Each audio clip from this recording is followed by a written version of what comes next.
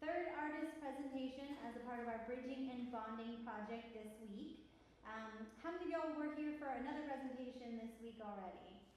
So most, well, it's okay. For the sake of a few people, I'll just tell you a little bit about this project.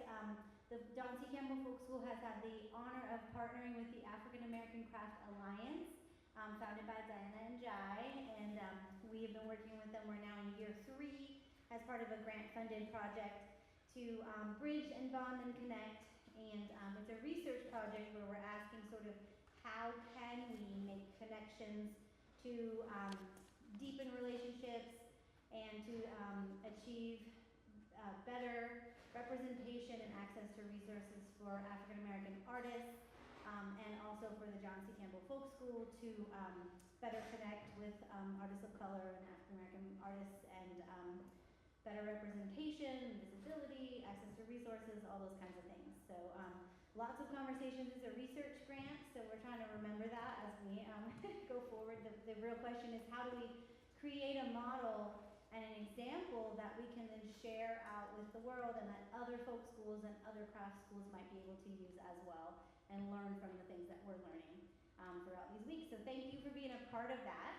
And I want to recognize a few folks here in the room. We have Camilla Rice-Laporte, who presented last night and who's up in the quilting studio. We have Diana and Jai, who is the founder of AACA and also working up in the quilting studio this week. And Ann Miller-Woodford, who's helped plan some events that we'll tell you about at the end of this presentation. So for now, my name is Darcy. I'm the programs director, and I'd like to introduce Julee Dickerson Thompson, who will be presenting tonight. Julie is an award-winning multimedia artist known for her distinctive pen and ink works, airbrush painting, and public art installations. Her work ranges from painting and soft sculpture to fiber arts to public art and illustration. She's also a doll maker, a teacher, and a storyteller. Julie is known for a unique, stylized approach to line drawing that becomes characteristic of her work in all forms of media. She was born in Washington, D.C., to a creative and artistic family with the Smithsonian Museums as her playground. The workshops for careers in the arts, now known as Duke Ellington School of the Arts, planted seeds for her career as a fine artist. She started working in an art studio as a teenager and went on to study art at Simmons University, Massachusetts College of Art, the School of the Museum of Fine Arts in Boston, and Corcoran College of Art. A residency at Zenith Gallery's Artist Colony in 1978, and the subsequent participation in the inaugural exhibitions at the Evans-Tibbs Gallery and Meyer Gallery, where Julie's work has been featured, exhibitions and collections at galleries, museums, and alternative spaces, both nationally and internationally. She has working collections such as the Library of Congress, the DC Commission on the Arts and Humanities Art Bank Collection, the Montgomery County Art Bank Collection, the Bernice Reagan Collection, the Roland Freeman Quilt Collection, and many more. She's seeking to integrate influences from her experiences in West Africa, in the Caribbean, and France, and she experiments with mixed media, soft sculpture, quilts, and doll making. Often moving between fine art, illustration, and literature, she's also an illustrator and an author. Her most recognized book is The Dance of the Rain Gods, published by Africa World Press. Regardless of her medium, she incorporates themes of womanism, peace, progressive concerns, deep spiritual symbolism, and intergenerational relationships. She is one of the founding mothers of Young Masters, which she describes as an extended family of intergenerational art in motion, with a mission to nurture and empower 21st century artists. Young Masters explores the healing power of art and helps folks learn how to improve their physical, mental, and spiritual health through the power of making. It has multiple projects and programs, including Brown Spice Elves workshops, which looks really interesting, founded by Julie's mother, Anne, which is interactive, family-friendly doll-making workshops. It also hosts the Rites of Passage program, which marks the passage from adolescence to adulthood. a revitalization program which beautifies and pays tribute to the Monroe Street Bridge, and the recreation versus recreation, which amazingly connects art and tennis. So pretty cool. So I'd like to welcome you, Julie. Thank you.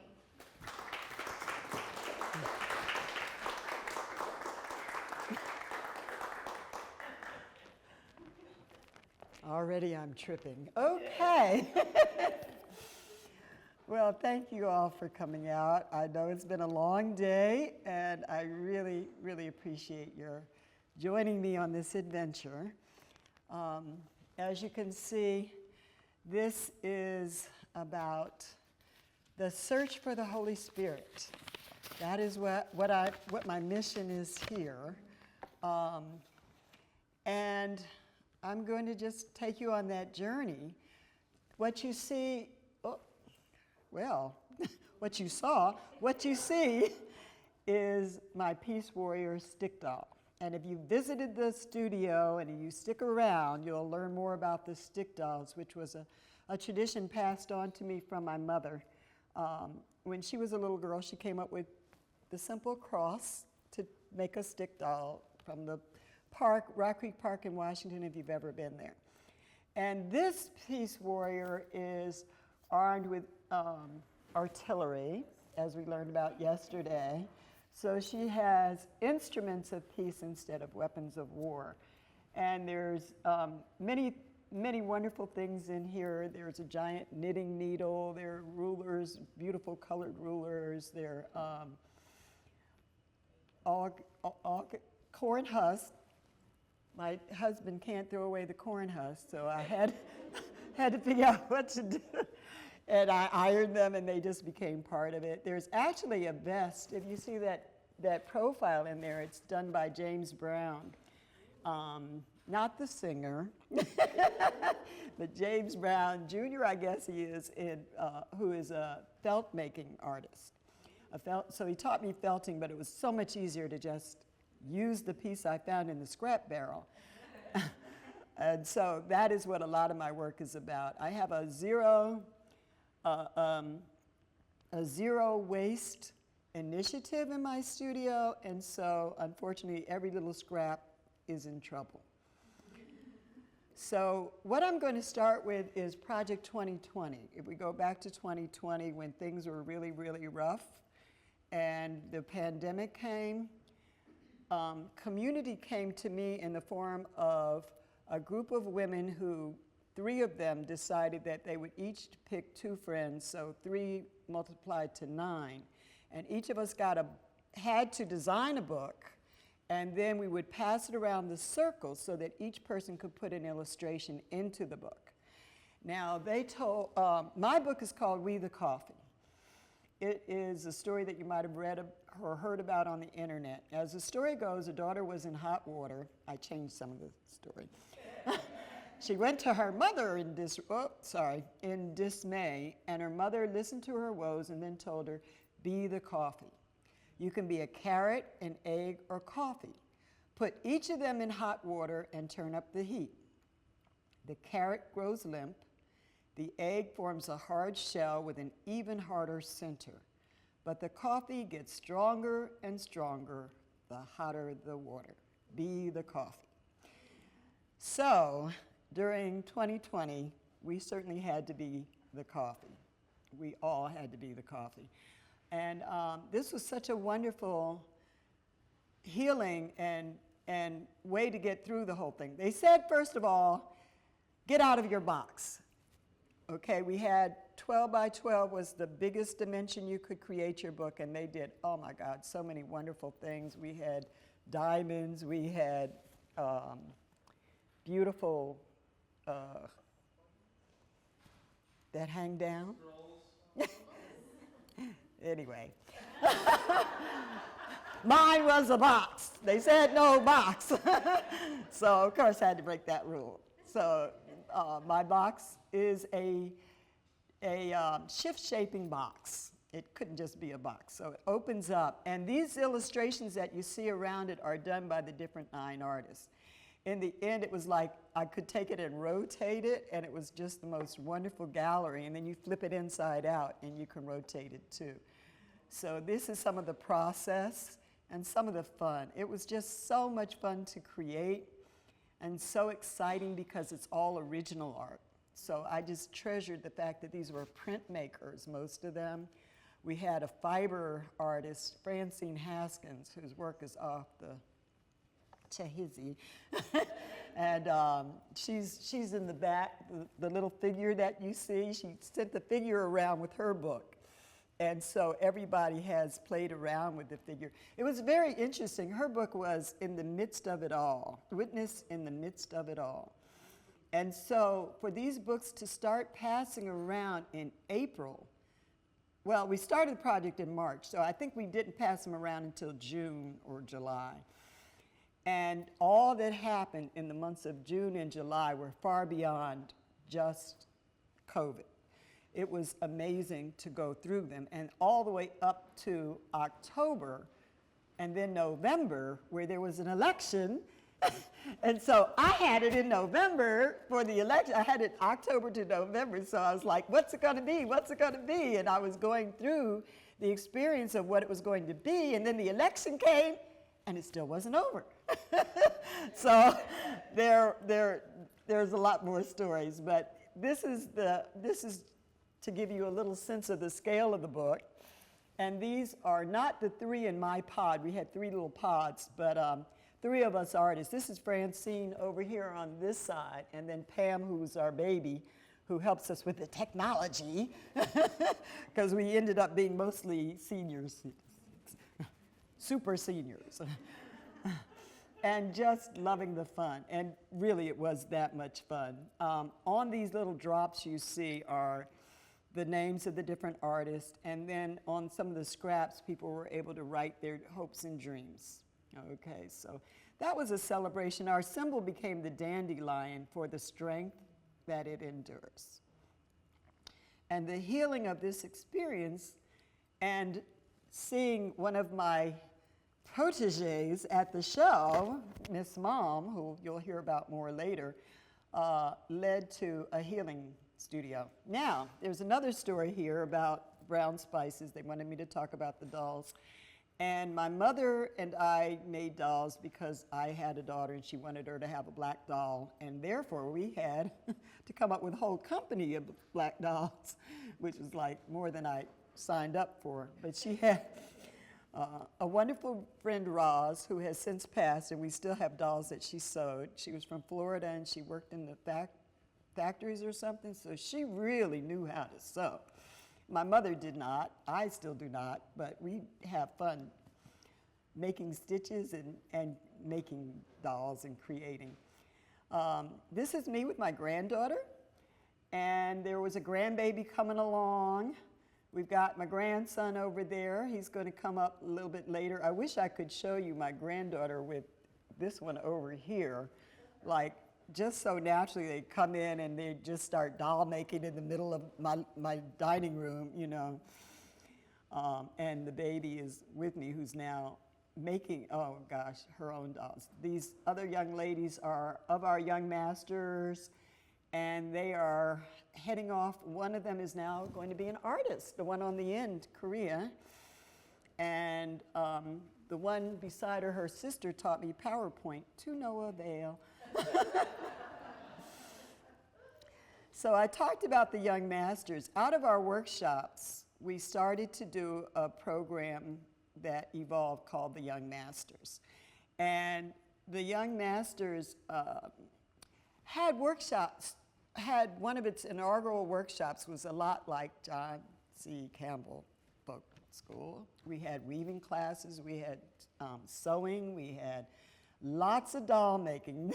We discovered the super kids there, and we thought, these kids have been taking some of our pre-workshops so long it would be fun to see the children teach, or the young masters teach. So we had them from 14 down to 6 years old teaching classes. And the 6-year-old who taught the class, the mural still exists to this day. Now we've moved on, and Does anybody remember what happened in 2001? There you go. So like 9/27, we're painting a bridge. No, we're not painting a bridge. We're blowing up a bridge with art. I think the FBI was more concerned with us than they were. But so that was an adventure that is just like goes on and on. This is the 2022 version of the bridge. So in 2021, we had been going through many, many years in our community of the young people, especially some of our young masters, being murdered with guns that they don't manufacture. How do they get in the community? Who's bringing them? How are they getting in their hands? Sometimes accidental murders, you know. And it was very, very sad. We also had a victim on the 9/11 flight, the 911 flight that went to, was going to Philadelphia from our neighborhood school. So we memorialized her. And then we had in our community a whole lot of not a whole lot, too much domestic violence. So there were 3 mothers that were murdered, and within the scope of our young master's family. So it is an extended family. You don't have a choice once you get in, which there's no fee, there is no sign up. We just bring you in, and you can't get out. So from pregnancy, we take them from the womb and we take them into the afterlife, and we're not letting go. So, and my parents, Mimi and Papa were like grandparents for everybody. And my mother, with her bright ideas, had started all this. So we took over her house, and then I lived next door. So it was always a flow going on and a wonderful thing. Now with 9/11, what happened was we had been working with the young people on peace wars. The idea of peace wars was that you fight for what you believe in with weapons of nonviolence, or basically instruments of peace. Well, Peace Wars 99, they did more fighting than peace. So we just crossed out the wars, and we went peace 2000. Then came 2001, and we said, okay, you still haven't gotten it, and we called it 2001, A Peace Odyssey, okay? Little did we know what was going to happen in September. So we had been working on getting the proposal for the bridge and getting the funding for the bridge and all of those kinds of very bureaucratical things that we are not very good at. And then one of our young masters died. And it was like, this is one of our dear young masters, one of our original children. And when he died, it was so painful. He was a rising senior. He was riding his bike to University of Maryland. You know, he'd come back from all over his different places to be with us, to be with the community, to be with the after-school program that we served. And everybody loved him. So when he passed, it was like, forget it. We mothers are going to jail because we're going to get free meals and we won't have to work. We're going to blow up the bridge. So we got our graffiti artist, and we hired him. We had some funding, which we reallocated.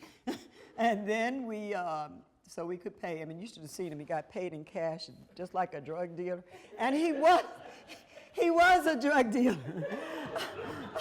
It's like, you are too good for this. You are too good to be said. We never said to him, don't sell drugs. We just said, why do you sell drugs? Okay? We just said, why? And we had really good debates in there. I mean, he's, believe it or not, he's for that other guy over there. And he came from Nicaragua, which I'm like, still trying to figure out that drug for, you know. But leaving all that aside, so the night before we were going to do this, we had planned very carefully, and it stormed, it rained, and I was like, I don't know if we should do this, but he and my son Janali said, no, we are going to do this. So they primed the bridge in the storm, in the lightning, in the rain, and it was like, maybe God is telling me something. But the next night when we went out to paint, it was clear, it was beautiful, it was wonderful. And so it was an adventure, and I'll be here all night if I really talk about all of it. Suffice it to say that the police came. We said, no, we're working with Officer Friendly, which was true. And when we finished it in the morning, somebody said, they blew up the Brookland Bridge. You know, because I live in Brookland. I didn't tell you that. Brookland has the best graffiti in Washington if you get on the metro. Okay, so they were like, now they did the bridge. No, and what we did was we blessed it. We had it blessed at church, and we presented it to the city, to the community for Brookland Day. So when we did that, we brought out in the daylight the little children, did their handprints, brought out, and we added the Pentagon and all that. So that was the first, then there was a second, then till 2012, we continued to clean it. It's a very wonderful bridge. If you look at this spot right here, you can sit and have a picnic, which we did. It was safe, so it's like way up off the ground. The traffic goes by, but it's pretty hard to hit you. So we just had a lot of fun on that bridge and just came back again and again. That's the one that said, no, we're going to paint this. And I'm just flying through. These are 2022 pictures because my old computer is gone. But we brought back some of the best artists. The beautiful thing is that in 2020 or 2019, they knocked down the bridge, which we knew they were going to do when we did it, you know, way back then. But the community fought for us to come back and be able to do this. So the community had changed a lot. And that was interesting, trying to explain to new visitors what the bridge really meant, but welcoming them no matter what. And they had a ball. They didn't know the meaning, but they were like, okay, this is the unit. They went out to scout the bridge because we got government funding to do it this time, which was not as much fun as just doing it the old way. So I took the unit, and we just did a whole year before we even got the funding to come through to do it. So I guess I'm segueing. This is parts of the unit, and parts you'll see different pieces of the bridge along the way, and understanding the meaning of all the things that we did in terms of just teaching them the peace, teaching them, you know, to fight for what you believe in, but to do it constructively, to do it with love. All right, speaking of with love, so my back wall was the model, and I have a house that I now own. That was not easy, that we now own, so we can play around with our house. And these are fast forwarding to the healing studio. So what we found during 2020 was a lot of people got lost in 2020. She's not one of the lost ones, but she is part of our healing studio. And what we decided was we would use art. Look, there's somebody else in the healing studio. No funding, so what we do is we've been using places like, I live in Brookland, so the monastery is just beautiful and peaceful and wonderful. To just go and to be able to do your art. This is Mom. Mom is the reason for the healing studio because I saw her when she was young and I said, well, what are you doing with that art that you were doing then? And she said, well, I'm hearing these voices and I'm this. And I had a grandson who was autistic. And so I said, well, I want to know what that's like. You're the role model. And so, are you autistic? Well, guess what? When she was little, they didn't know autistic. I looked through all my special ed stuff. There was nothing there. But now, my kids don't like me to say this. There's an epidemic. But it's amazing that we've come so far. And what is really exciting is what the art can do. So that part of the Young Master said, let the art do its part. This is Diana's work, by the way. They didn't talk enough about their own work the last 2 nights, so you're going to hear about it today. And this is Mom's work in the middle. My joke is that I made her mad one day. She went home and painted 19 paintings. So she is on fire now. This is Dylan, and she has become my apprentice. I'm so blessed to have her. Our interns for the Young Masters really do move the organization. When we don't have interns, we're just like dormant. So Dylan is helping us come back to life because I was done after that bridge. But this is actually Diana, but she's holding some of Mom's work. And this is more of what her early work looked like. These are some of those 19 paintings when I made her mad, okay? Sprinkles! She really had me going there too. I was like, but they look like, you know, what is that called? Glitter? So now she's calling it glitter, and I'm ready to call it sprinkles. But you have to see them up live. They're really much more exciting in life. They are pretty exciting. This is Tesla, and we're going to be doing stick dolls. And I did a stick doll for one of Diana's fancy little classes. She has us on the calling, and we are going everywhere and doing everything. And so I had tried to make a kit. And you would not believe, but in that kit were 2 sticks. This green that you see the painting on, that was a T-shirt. Somebody donated a ton of T-shirts, but they were brand new and fresh, but what could we do with them? So I gave everybody little slices, and she painted that. I gave her the little green lace. You see how she used it? And then what is so funny is, does anybody know what the hat is made of?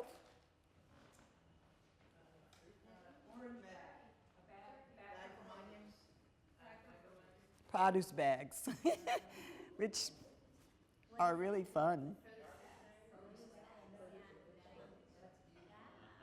And then she crochets until her finger went boom. But you saw on the bridge, she's an excellent artist, and she's kind of with us. This is one of my stick dolls, and the stick dolls, as I said, came from my mother's tradition. So in the indigo Journey Girls world, we got to get you your indigo next time, Darcy. These are scraps and things like that, but I don't know if you remember wooden spools from thread. When my mother passed away, some would have called her a hoarder, but my friend said, no, she was a collector. And before she left, I was like, Mom, what are you going to do with all this stuff? And I tried to help her clean her studio, right? She said, I'm going to give it to you. She had dementia. So I said, and I'm going to give it all away, which I have done. Very little has gone into the dumpster, and I have cleaned to the bottom of the bag, and there's the treasure. There's the treasure. So that just taught me the lesson not to give up. And we donated a lot of stuff and all of that. And we're using it. And the artists that artists will take it. So it's wonderful to see it showing up in their work. And I know she's just so proud. So this head is made out of a spool. And so she's wearing a face of love. And that's part of my Holy Spirit. This one is mud cloth, and she's kind of a crazier, earlier version. But if you notice, she has a pouch on her side. And the idea of the pouch was that I put all my little dreams and goals in there. You get the bracelets. Did anybody ever have the bracelet? By the time that thing falls off, you don't remember what you were praying for. So I put these in there, and I really didn't watch it. And 10 years later, I come back, and the bridge was actually one of the things that was in there. There were some other things, but they were personal, and my kids would be mad if I told you. So now the Journey dolls are carrying that patchel, and I encourage people to put their own hopes and dreams in there and see what happens, you know. She calls him Papa Legba. What's his name? Yes. So My mother wanted to do griot dolls because of the storyteller dolls of the Pueblo, is it the Pueblo Indians? And we love them. Oh my God, those dolls are so beautiful. So she came up with this idea. My mother was just probably like a lot of people in this room. She was too creative for her own good. Like, making dolls was not enough. Then we did quilts. Then we did this. Then we did that. And she'd come to me. We did a coloring book. We did cutouts. It was something. And I did the Super Kids. So in that workshop way back in the beginning in '92, it was the search for the Super Kids, and we found them. We really found them. They can turn lemons into lemonade. They can leap over problems with a single bound. And the monster is not on the other side. The monster's in them. And they have to conquer that monster with a super kid in them. And they did it, and they continue to do it all the time. This one was flying at City Gallery above the door. It was so fun. It was just really fun. Now, these are my son and his wife, and they've been in some of these pictures. You can't just put pictures of strangers in anymore. You know, AI and artist releases, but there are so many that I snuck in. But they really they help manage the bridge when I was trying to do it the old-fashioned way. Okay, so, and these are in the studio now, if you have visited, and they're, like most of my work, not yet finished. Okay, so now we're talking about the Healing Studio and the Journey Girls, who are taking us, and we just go, you know. And one thing, one person that I didn't include in this Healing Studio story was my cousin Lisa and her daughter, who is bipolar, and the struggles that parents go through and trying to gather, you know, different communities together. Well, she did this piece on an insane asylum in the, 30s or 40s in Crownville, Maryland. And she had it in her blog, if you can ever see it. It's the most horrific thing you could imagine, you know. The patients were just all lumped in there. You got epilepsy, you got, you know, a learning disability, or what we now know probably autistic, mentally retarded. And they didn't have staff to take care of them. There were feces all over the floor. They were, you know, it was horrible. And all of that is documented in her blog. Her brother came, and he did not know about it, but he found it, you know, and they tried to kick him out, but he took some of these pictures. And then, of course, brought us there. And the purpose of a lot of Camila's work was to bless the land, to bless the spirits, to remember those who have passed before we move forward. And so I don't know if you noticed this, but I'm sure you do all around you, that there are all these wonderful faces and spirits in the trees. And so we went that day, and we went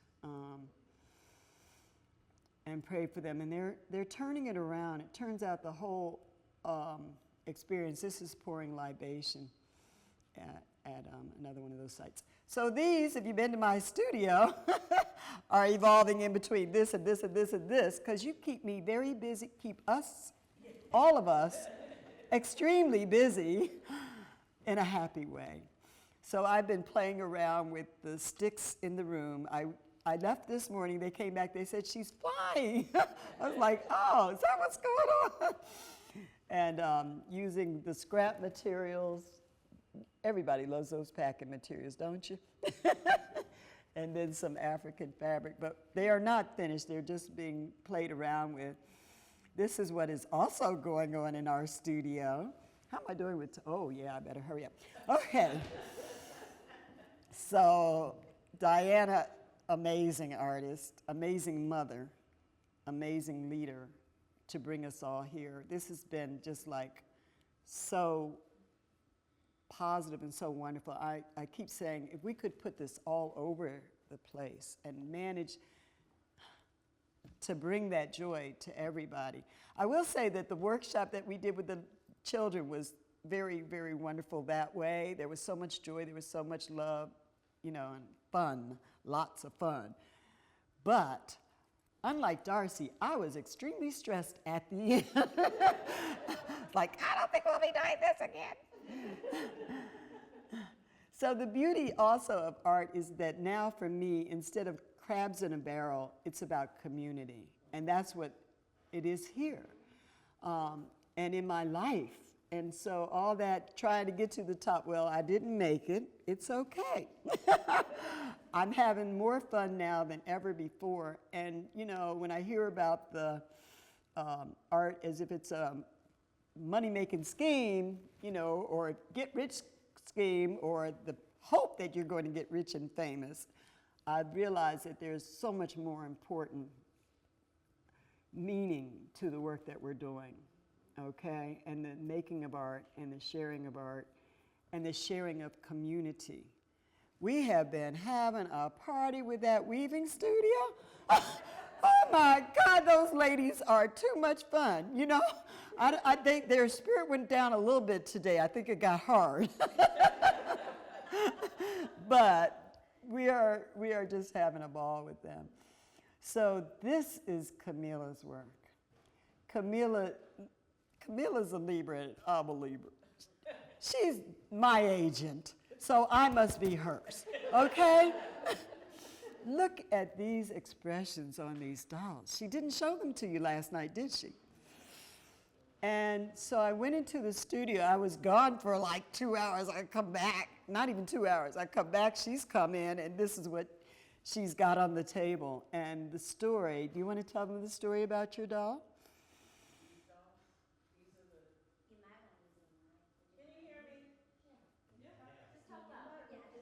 Stand up and talk. Come on up here. Come on up here. Come on up here. These are based, there's a folklore about the hurricanes, and that when the hurricanes are the mothers of enslaved people calling them home.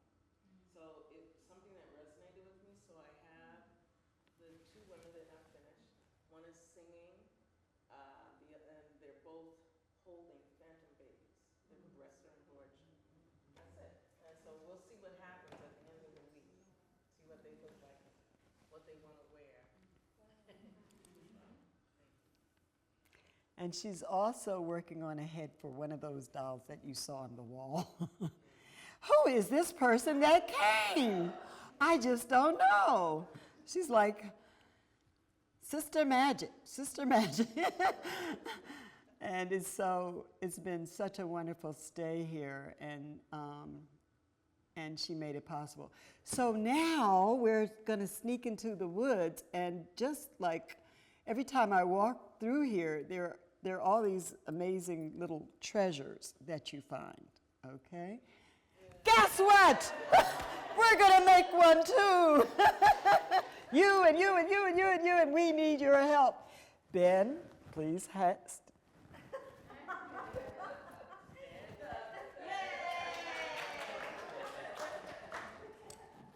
This is what kind of community you have. I had a pitiful little stick, and then you walked in, and I was like, look at that stick! So he gave us that stick, and then he went home and did these also. I just found out in my nature walk that those are probably sourwood. Ooh. Which is the best tree for bees, for the honey. We make the best sourwood honey from the sourwood trees, and it's just Most finished expensive. blooming. Yeah. But people come from all over to bring their bees for the blooms of our sourwood trees. Really? Right here. Yeah. It has a very strong smell. If you Yes, like it, it's to smell it, yeah. And it dyes your hands with it. It dyes your hands with this purple color. You mean as I'm over here saying, oh. And you should know I worked with, The sap anyway. It may have dried out enough now.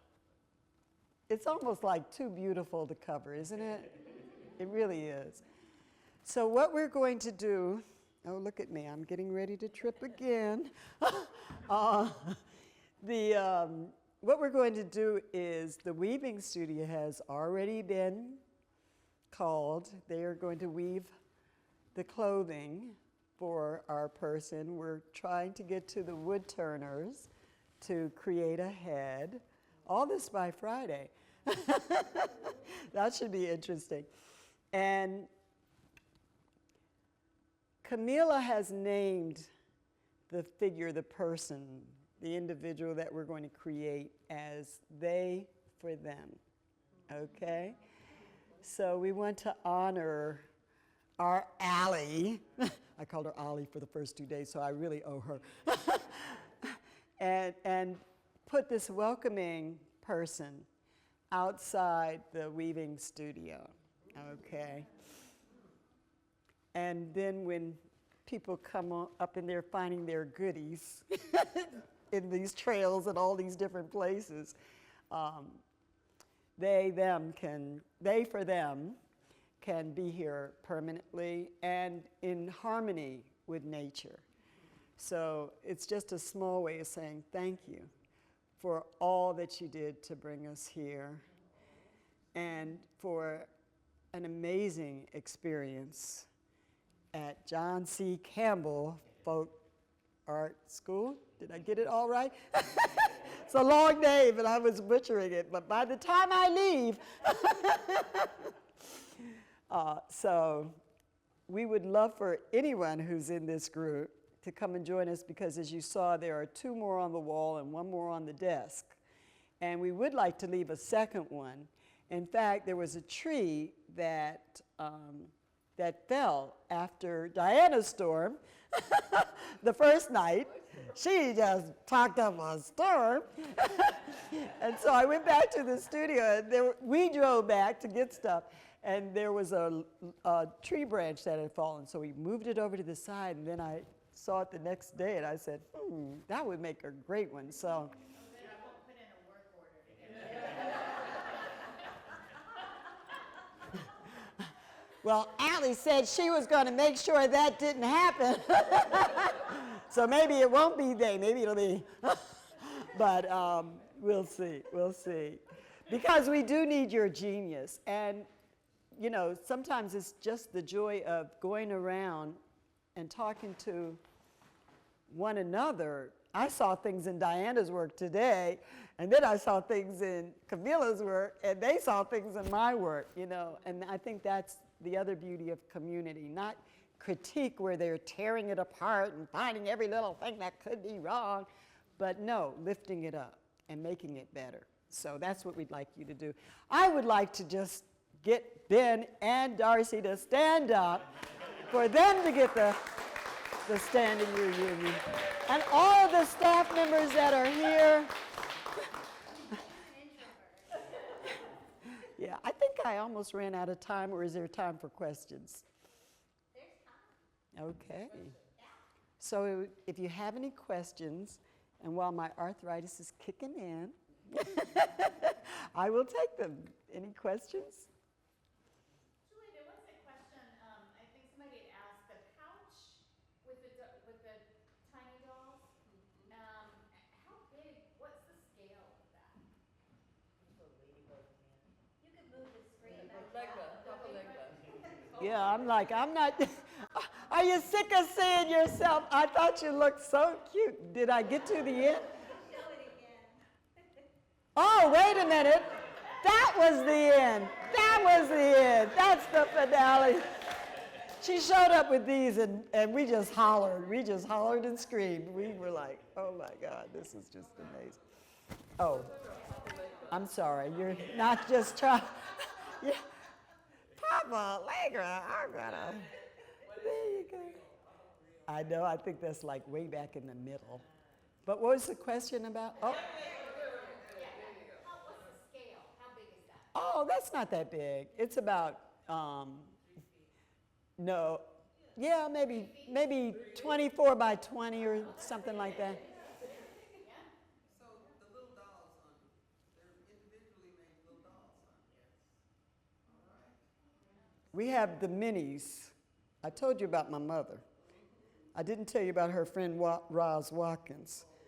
Oh my God, there's still bags and bags. My mother's been gone now for 10 years. And I think we stopped making dolls in like 1998 or way earlier. But what we've done is we've had doll making workshops. So we are passing it on to the young people. And it is just so much fun to hear their stories because it's like, my grandmother used to make quilts, or, you know, and in the world of technology, we were like, how is this going to work? Are they going to even want to? They don't want to play with dolls, but they did want to make them. And once they made them, they were connected. They were really connected. Any more questions? Julie, looking at your stuff, it seems like, to me, I would think that there's like a spiritual or a magical kind of thing that's animating your work, or like, what do you have anything to say on that? I actually do. I forgot to go back to the beginning point. You know, I was searching for the Holy Spirit, and for me, the Holy Spirit is love. Just that simple. I did a project called Eve, and then it evolved into Dinkanesh, so it was evolution into Dinkanesh, which is a long another story, as most of my work is. But now where was I going? The Holy Spirit. So at one of the artist talks, one of the wonderful audience members told me that the Holy Spirit was a woman, was a female spirit. And I was like, oh, nobody told me that before. And it came from a man. It didn't come from a woman, okay? So I was really honored by that, and I really thought about it a lot. And I'm just like very much connecting with this search and connecting with the spirit of the Holy Spirit. And you know what? I did come here to find the Holy Spirit, and guess what I found?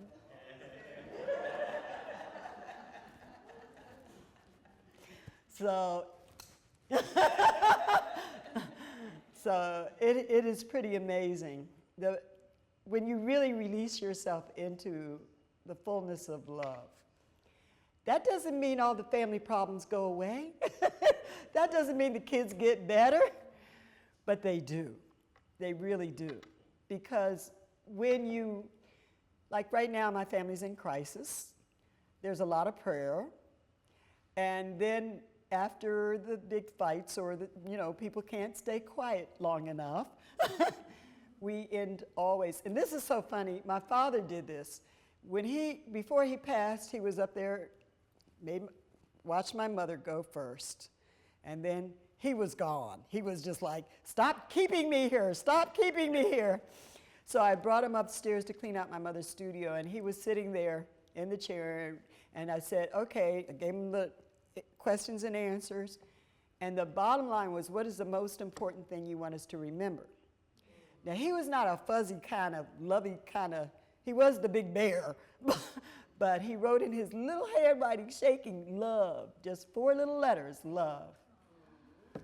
And so my siblings and I have that responsibility because it's in his handwriting, not mine. So when we finished with whatever we're doing, and you'd be surprised how it helps center you on what is important, what is not, on trying to accept the person for who they are, but not let them turn you into something you don't want to be. Okay, so, and just believing in believing, sometimes it's just hard to believe. Do you have any emergency medicine for when you've been totally activated and you forgot love in the moment, where somebody can just like... Yes, I do. What is it? Art. My girlfriend saw me out there breaking up tiles, and she was like, I don't know if you saw An American Quilt, the long time old movie. So she thought that was what it was all about. Well, I did my tile mural on the side of the house, and I felt a lot better afterwards. And, it was a constructive way. And then I went to the times were rough, so I went to the unemployment office where they, were giving out jobs, one of these programs, and I was like, there's nothing in that little bag for me, whiz. I'm an artist, and the people in line, we all ganged in together there, and I was telling the story about the glass that I had broken, and they said, breaking glass is good luck. You're going to have good luck now. The Russians, the Jewish, you go around the world and see how many people think, don't break the mirror, but the glass. So things really did get better. But use your art, like Mom did, 19 paintings, And for all that I was mad at her, I just kept feeding her. Well, we had a disagreement. Don't talk about my girls, okay? Don't lie on my people. And that was, what the evil spirits were making her do. And so she was sending me we WhatsApp studio, because we have no studio. We have no funding. Okay, so we WhatsApp studio. She's in Senegal. I'm having a good time. But, so she kept writing me, well, I'm mad at you, and you're da-da-da, and you're da-da-da, and you're da-da-da, and I just kept sending her back love. I just kept sending her back the little hearts. They used to be corny, but, I believe in them now. That is what is the Holy Spirit, is that love. And your personality, I watched her last night with 4 kids were behind her. And those kids were enthralled with that spirit that they felt. It was just so wonderful reaching to them. So I just think that that's it. I mean, it's the joy that you're showing. I have no idea if you can keep that joy day in and day out, but it spreads. You guys gave it to me. I'm telling you, I went down to the bottom of the hill, and I went to Walmart where I thought they were going to be just like you. And I'm smiling, and I'm hello, and I'm everybody, and they're like, this is Walmart. You're friendly. In Lynchburg, they were friendly. Then I said, well, maybe because I had a mask on, But can't let it, and I almost did falter. I almost did roll into that. But, you can't, so one of the books that I wrote is The Butterfly Trip.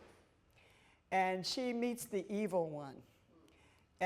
But before she meets the evil one, she goes to a place called Senegal where she has the sun for breakfast, plenty of joy for lunch, and a big bowl of love for dinner. And the evil one comes to her, and he gives her a bag of tears, but when she cries, they're full of joy. He gives her, what was the first thing?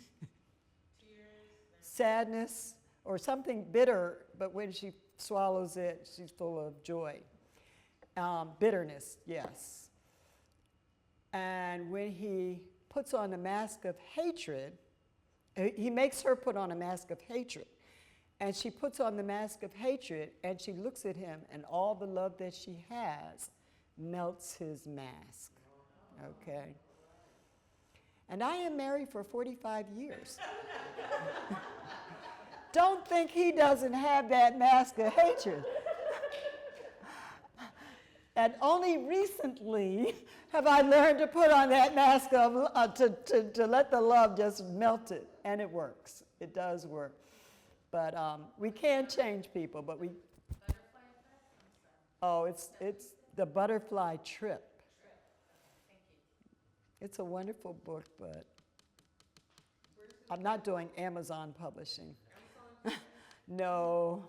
It's going to be interesting. I did a little one. That's why I said a coloring book. But the big book, when they talked about storytelling, it is so much fun to read it to children because it's like a giant book. And I asked them the question one time, do you know what tears of joy are? And they were like, maybe. And so I said, and so one little hand went up, and the little girl said, my mother said she had tears of joy when I was born. So, yeah, they get it. All right, I think we're done. Thank you. And thank you and you.